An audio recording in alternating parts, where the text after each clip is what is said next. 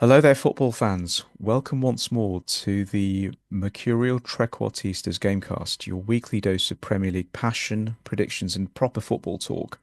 By way of introduction, I'm Datan, and joining me is my co-host, the man who once nutmegged a referee and called it tactical innovation. Mark, how are we feeling? Well, yeah, I call it tactical innovation. The referee called it a straight red card. Now then, what's on the menu today? As always, we are diving headfirst into Premier League talking points. Mark and I have some hopefully helpful fantasy football updates because deep down, all of us hope that we are a bit like Pep with the spreadsheet. And we will finish with our soon to be famous obscure facts segment that we think of as the N'Golo Kante of segments. Humble, yet vital. So let's start with the first segment. Let's get straight into it. Mark, can you kindly kick us off with story number one? So, following on from Ange under pressure last week, Sean Dyche is now in the Forest hot seat. They did well last night. They beat Porto 2-0 at the City Ground. But how do you think his tenure at Forest is going to go? Well, it's already started very positive. I mean, he's already connected with the fans. The first press conference was impressive. You can't go wrong by starting with a win, and that was a win against a very good Porto side. They're on a very good run up until last night, and I think they restricted them to two shots on target. So they've already tightened up. Daesh is already saying the right things and invoking memories of forests gone by. So yeah, it's a good start. It's only one game, so you got to think new manager bounce and all that. Bournemouth will be tough in the next fixture, but yeah, I don't know. I mean, I feel for Ange's situation, but yeah, new manager bounce, galvanising the team with a win. Can't have a better start than that. But there will be tougher parts of the season to come. I have a lot of time for Sean. I think his appointment at Forest is a fascinating move. I think I would describe it as part rescue mission for the club. And for him personally, I would describe it as a return to his roots. I think he's the club's third permanent manager now in about 45 or 46 days following the exits of Nuno and Ange. And as you say rightly, I think we both have a lot of sympathy for both of them. Both of them are really good coaches. Nuno seems to have landed on his feet at West Ham. I'm sure Ange will do the same at some point in the future. But if we go back to Dyche, but the third manager in about 45 days or so, that alone it signals the chaos he's walking into. But Dyche is unflappable. I think after joining, he said that he had no doubts about taking the job. And perhaps if you're a bit cynical, you might think, well, that's just a typical soundbite that a new coach is going to come out with. But if you scratch underneath the surface, I honestly believe there are many reasons as to will he's as to why he's going to succeed. A polite way to put it is that he thrives in disorder. If you look at the way he operated at Burnley, look at his stint at Everton. In a way, he's the modern day Allardyce. He manages to build resilient, overachieving sides on very modest resources. I think Dyche also played for Forest in his youth, and he still lives in the area. And he signed up a few trusted lieutenants, so Woan, Stone, and Laughlin. They all have Forest ties, and these connections, in a way, they could buy him quite a bit of goodwill, not just with the fans, but with the board as well. And the final point is that he's worked with the mighty Chris Wood before at Burnley. Chris hasn't been scoring in recent weeks. I know he's a favourite with many in our fantasy football teams. He always gets goals, and I'm pretty certain that he will get Chris scoring once more. Chris Wood is Forest's big weapon. There's no doubt about that. So once he starts scoring once more, at that point in time, Forest are going to move up the table. And one reason as to why it's going to be tough, there's only one. It's Marinakis. I think I described him recently to you as the new Daniel Levy. But who knows? Dyche might be the one person that the Forest chairman finally takes to. Well, you never know. You never know. I mean, I still think Marinakis is going to be the random factor in all of this. There are some tough fixtures coming up. If Forest do struggle for results and they go on a string of bad results, he's exactly the kind of person that could press that firing button again. I mean, it's already chaotic. Hopefully, it doesn't come to that. But yeah, Dash is doing the right thing. He's saying the right things to the Mhm. fans, Yeah, connecting with the nostalgia factor, and like you said, he's worked with Wood before, mm, and he knows exactly what to do to get that ball to his striker. So yeah, we'll have to wait to see how it develops, but yeah. early indications. Just one more point that I thought of as you were saying that. So, if you think of the way that this team has played in recent years under Nuno, Nuno is more of a defensive coach, a bit like Jose, a bit like Rafa historically. Dyche is sort of built in the same way, so the team understand how to play that way. You mentioned yesterday that they restricted a very good Porto side to only 2 shots on goal. That's indicative straight away that the team are understanding what Dyche wants of them. So let's see how it goes. But as you say, if they hit another bad run, well, anything could happen. So, but let's move on to story number two. Following their loss to Man U at Anfield on Sunday, Liverpool had a very good win against Eintracht Frankfurt in the middle of the week. But the slot machine, it's fair to say, is not currently greater than the sum of its parts. Have you changed your opinion of Liverpool following that impressive win in midweek, or is it much the same? I think it's still the same as before. It's going to take time for the players to settle in. Uh, the bad run it hasn't helped. You know, it put the pressure on, and you spend that amount of money, there's going to be added pressure to make it work. You can't spend what is it, nearly 500 million and make the team worse. That's going to bring all kinds of attention to it. The run of defeats, it looked like square pegs in round holes for a lot of it. And when you start going on a bad run, you've got to get back to basics, and that means playing your form players, and that includes Ekitike. He's still the top scorer, even though he's not been starting. He's in form. He has to play. Isak's fitness. I mean, he's injured now. It's always a concern. He he has spent time out with Newcastle before with these kind of injuries. And maybe this has happened at the right time. Maybe he can go away, rebuild the fitness on an injury recovery routine, and come back stronger. But yeah, foreign players have to play. Your players that you bought in have to play in their positions. At the moment, Verts normally starts coming in from the left. It's not been played there. So yeah, I don't know. It's a lot of money to spend and then not play players in their favoured positions. But Champions League win, put it right, went out there, responded, and apparently, they did have a team meeting on Monday. Virgil van Dijk called a players meeting on Monday just to sort of like get everybody on board again. Uh, and then I think there's a little bit of shenanigans in midweek where they were saying there's an emergency team meeting and they're looking at this and that and everything. But apparently the source got tracked back. It was scurrilous internet rumors. Scurrilous. Little bit of mischief. So not too much to pay on that.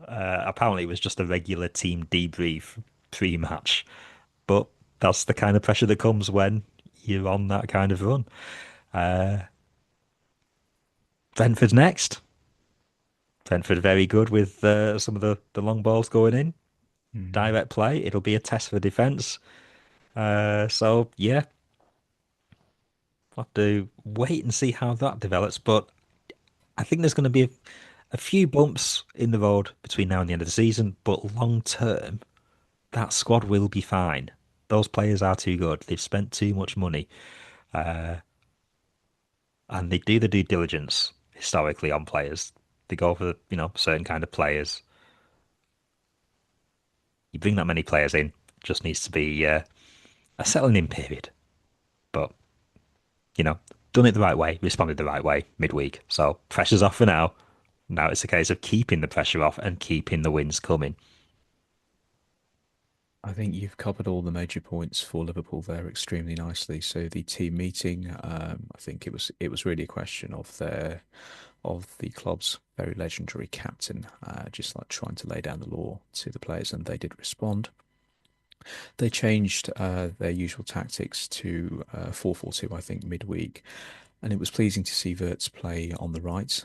He seemed to flourish. I know it was against German opposition, and some would say he's used to playing German opposition, and that's very true. But I think tactically he looked a lot more comfortable there. Um, yeah. Interesting. I think it was 4-4-2 when they were out of possession, Hmm.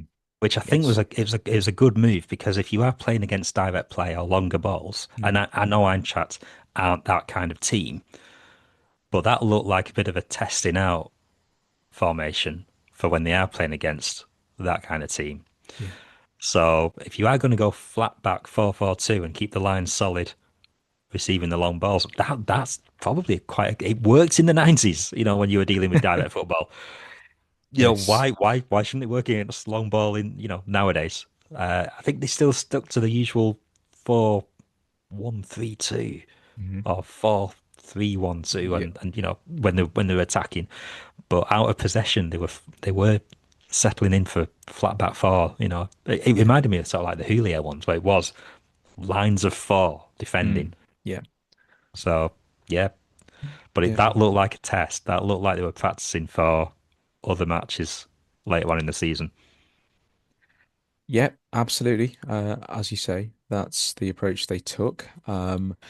You also hit on the point about needing time for players to gel. I mean, we've both spoken about this. I think if you think back to the Jurgen Klopp era, he would bring a player in and he would often sort of not play them in the first team for extended periods. So he did this with Fabinho, with Andy Robertson, even with Van Dijk at the start. He used him sparingly because he wanted the player to sort of get used to his ideas.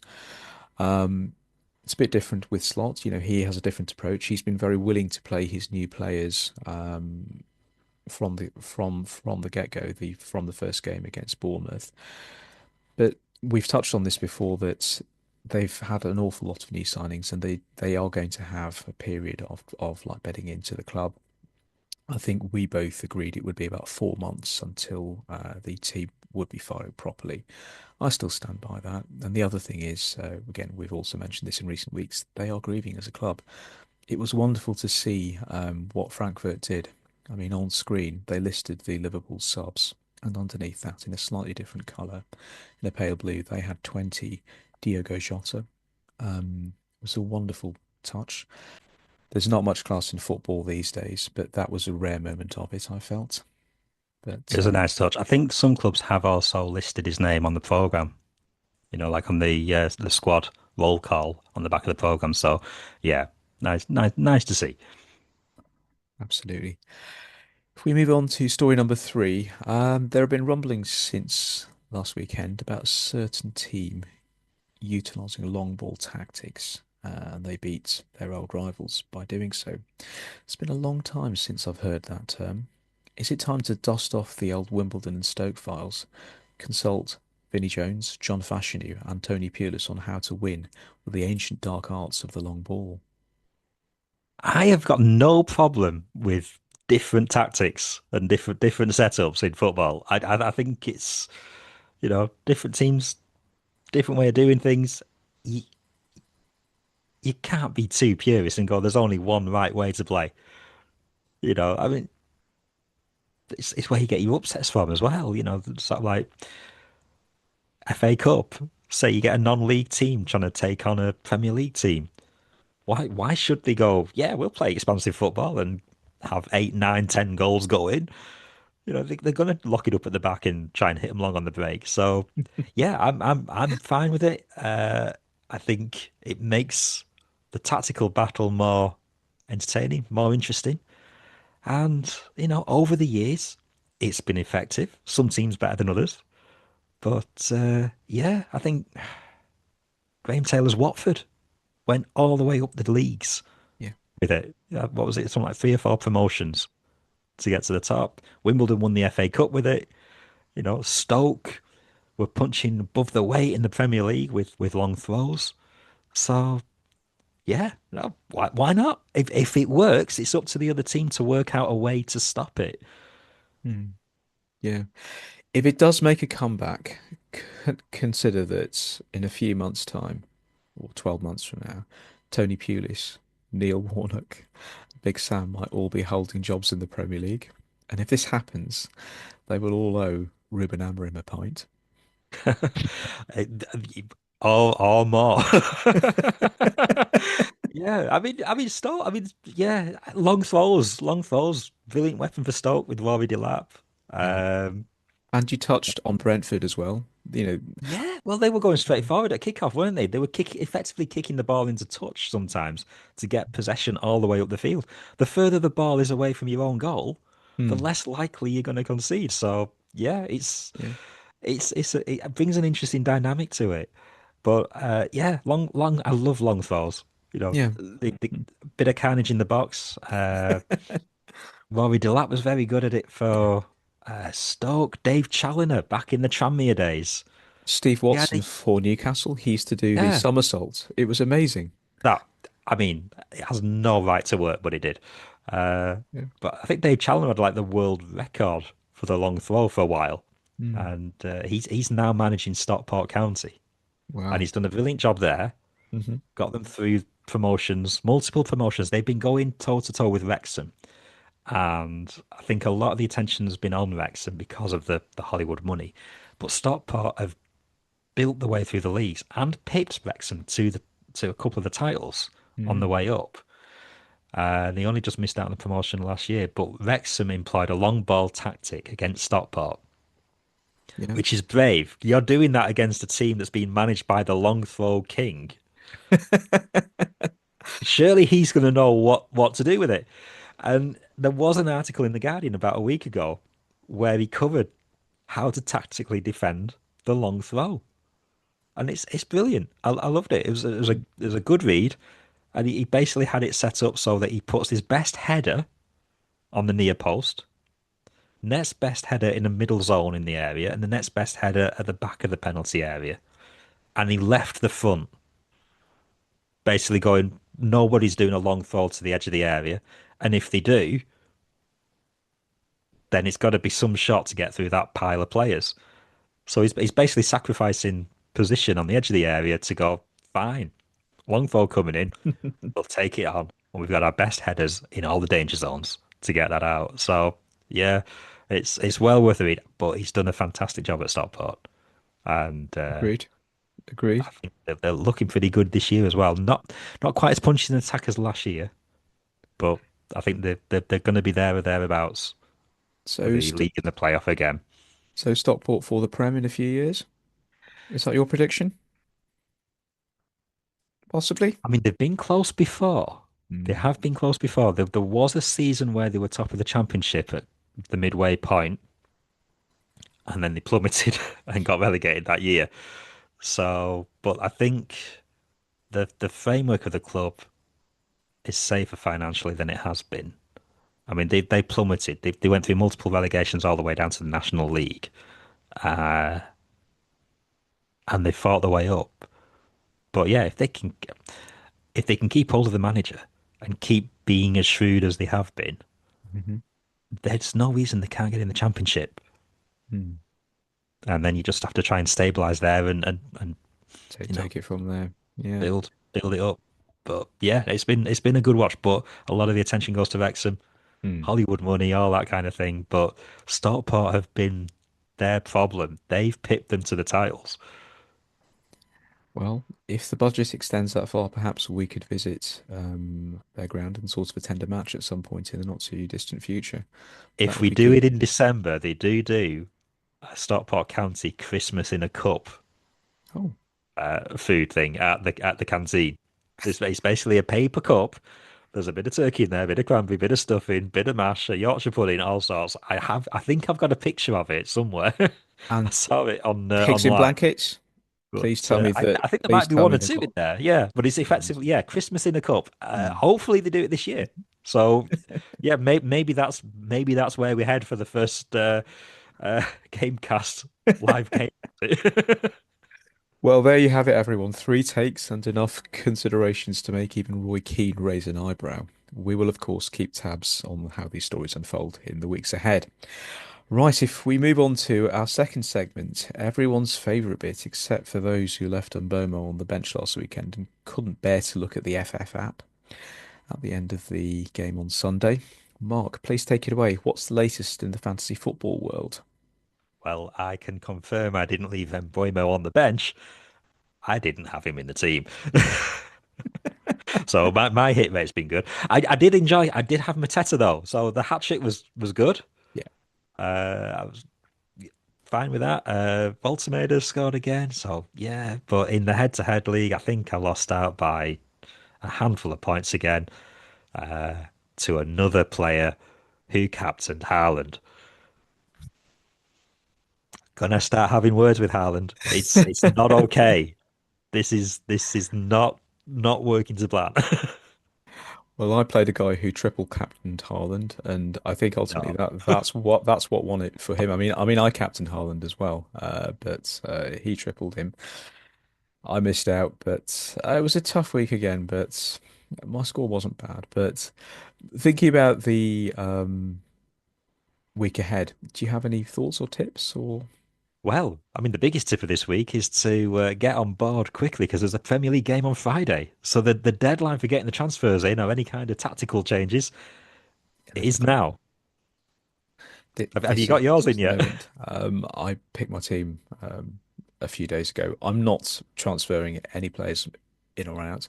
I think it's time for a rest and just try and let this sort of team build. Well, I, sort of build I build on what they've probably done. am going to have to look at somebody. I need to. Yeah. Yeah, I've had Watkins in. Hmm. I don't feel like it's going to be turning around for him Mm. against the City game. This Hmm. might be the game to switch him out for another striker. Yeah. Uh, yeah, possibly Ekitike. I mean, Mm. Yeah. He's with going to Isak play injured, now. he's surely Exactly. going to be playing. Exactly. So Yeah. Yeah. that's a possible for me. Mm. I've been holding off on the wild card this early in the season because I think after the next set of internationals, I mean after international weeks, there's always chaos. Players come back not quite fit or injured, and form dips sort of all the way across the board. But there's one more international break in November. I'll probably keep the wild card for after that. I know a lot of people have been sort of using it this week in our league, but Oh, have let's they? see. I Do, think do you so. know if Yeah. my opponent's been using it this week? Who are you playing? I'm not sure. I've not looked. I've just assumed I'm playing against Haaland as a captain, so Yeah, I yeah. don't feel Everyone it's me seems to getting have the had team at him. the Yeah, moment. yeah, yeah. But in terms of players to maybe go for this week, I think Saka is in great form. They are playing Palace. He will be worth a punt this season. And Jean-Philippe Mateta, as you say, after a stunning hat trick, he could have scored four goals. At the death against Bournemouth, that would have been amazing. But he will be brimming with confidence at this point in time, even though they play at the Emirates. Palace are playing well. In terms of players to remove from your team, I've been very patient with João Pedro. Far too patient, I think, but he's been underperforming for a long time. But I'll keep him in for this week because, as I say, I don't want to make changes. Ekitike, you've mentioned, is going to play. I think some people had been taking him out, but he will get an extended run in the team now. And this is controversial, but Mo Salah is simply not firing the way he has been in recent seasons. Last year especially, he would have been undroppable. He was the first name on everyone's team sheet every week. He might be one to take out. And in terms of captaincy picks, Saka against Palace and Haaland, who he and his teammates, they play Aston Villa away. They should be okay. You would expect Haaland to maybe get a reasonable score. So Haaland as a captain wouldn't be a bad shout for the week ahead. So good. If we next move on to segment three, the obscure facts section. So we have three obscure facts for you this week. So let's dive in. The first one is that a club once fielded only 10 players on purpose. So in 1931, Arsenal played a match against Chelsea with just 10 men because their manager Herbert Chapman wanted to test a new formation, which was known as WM. He wanted to do so against full strength opposition. and they still won. Mark, Well, I mean, it's a bit of a it's a bit of a bold move, isn't it? Just turning around to your opposition and going, "Yeah, we don't really rate you. We're going to play with one man less." Is that where the "we only need 10 men" chant came from? I've never thought of that, but it's a very, very good shout. But reading that fact, I mean, my mind always drifted to, if a team get a player sent off and they reshuffle, and it is, they are under the cosh then. But Caro once said, this was a few years ago, that teams often in training try and do this. So they sort of have 11 against 10 and they try and resist being broken down. And over the years, coaches who are much more defensive minded. So I've seen Jose's teams do this and Conte's teams do this. They've actually, even though they've been reduced to 10 men, they've actually been able to win a game. They've actually scored and won the game. So there's an art form to it. So there's definitely something there. But I think for most teams, you would be pretty crazy to hamstring yourself and actually Well, start Wenger's with 10 Arsenal was men. doing it all the time, wasn't it? It was sort of that they seemed to be getting a red card every week at one point for Arsene Wenger's side. Yeah. But yeah, I mean, maybe it was a good thing to try out back then because with no subs, Hmm. if people did get injured and went off or they were carrying an injury, you're effectively playing with a player less. So maybe it was a shrewd move. And if you're going at it knowing the team's got an extra man, you're gonna try harder, Yeah. defend harder. Yeah. But yeah, long term over the season, It's a tough hmm. one. It's a tough one, yeah. That's too cocky. That's too arrogant. I'd agree with you there. So we move on to the second fact. So the first English club to play in European competition probably wasn't who you think. So while Man United famously won the European Cup in '68, the first English team to play in a European competition was Birmingham City in the inaugural Intercity Fairs Cup in 1955. Wow. I mean, yeah, go on. You keep your Celtics, keep your Man United. Birmingham City's where is that? Birmingham are on the up these days. I mean, I think because they're new owners, they've built a very, very decent infrastructure for the club, and also the area around the club. They are working to sort of redevelop that, so they are one to watch out for. They are a huge club inside these. I mean, I think Birmingham is still the second city of, I mean, in the UK. So watch this space, and they have spent time in the Prem in recent years. I think from memory, was it Steve Bruce who was their coach at some point the last time they were in the Premier League? So they are They one were to in the watch. Premier League, yeah. Yep. Mm. I think I did actually have to check this one out because I was just like, no, Birmingham. Birmingham. Really? But it was, and it was Barca in the final. Wow. It was a Wow. two-legged final. I think Birmingham got a 0-0 draw at home, and then Barca got 4-1. I think they scored two goals in the first 6 minutes. But yeah, Yeah. it's another bit of time capsule football because Yeah. the FA weren't that keen for English teams to play Mm. continental competition. They'd already told Chelsea no years Yeah. before letting the other English teams in, and the English teams that were coming in were then finding getting found out a bit because tactics had moved on. Mm. But yeah, great for Birmingham. I think they should do a legacy match. Birmingham Barcelona Intercity Fairs legacy match. And go at it again. Another two legs, and see what happens. But apparently it didn't end too well for them. They did have a post tournament tour of Spain afterwards. Hmm. One of the matches was very bad tempered. A player got the leg broken, and Birmingham were told by the FA afterwards, "You are not going to play abroad until you are okay upholding the reputation of British clubs." So it did end on a bit of a sour note.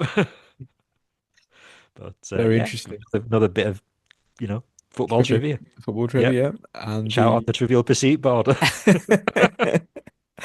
and the third fact for this week, and it's got a bit of a supernatural twist to it. It's tied into Arsenal once more. So, before Arsenal moved to the Emirates, their old ground, Highbury, was rumoured to be haunted by a spectral figure in the East End.